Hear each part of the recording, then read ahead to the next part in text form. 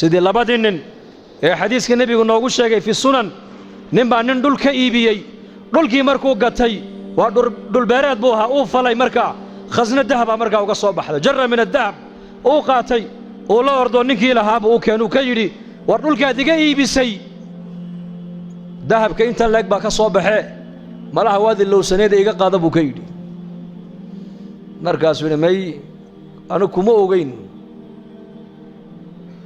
adaa ilaahay ka siiyay adaa iska qaada buu ka yiri وروحان أديك عليه إيقاظه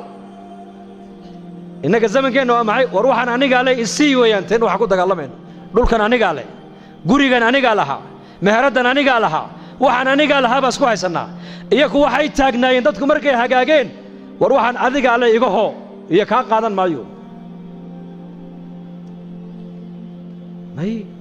ما دعي كرتو ماي أدا إسكاله أدا إلهي كوسيه إسكا قادو may dhulkan adaa iga iibiyay malaha waad halmaamsantay adiga iskale iga qaado waxaan mali anigu yahay lacagta intan leegna anu kuma siine may labadii nin intay isqabsadeen bay maxkamadda tageen hay isku haystaan kan wuxuu leeyahay xoolaha nin kale leh ha iga qaato kana wuxuu leeyahay war maliye isaga ilaahay siiyay ha iska qaato qaadigii markaa qaadi fiican buu ahaa قضاء الزمن كان لقى يا بيني أورن لهين حولها دولة ده لسه كنا إذا غرب بس كفي عن وجرانه لكن كود وعسك جرى الدولة ده وش غير موقته حولها دولة ده لسه كنا هلقها كم حينكونا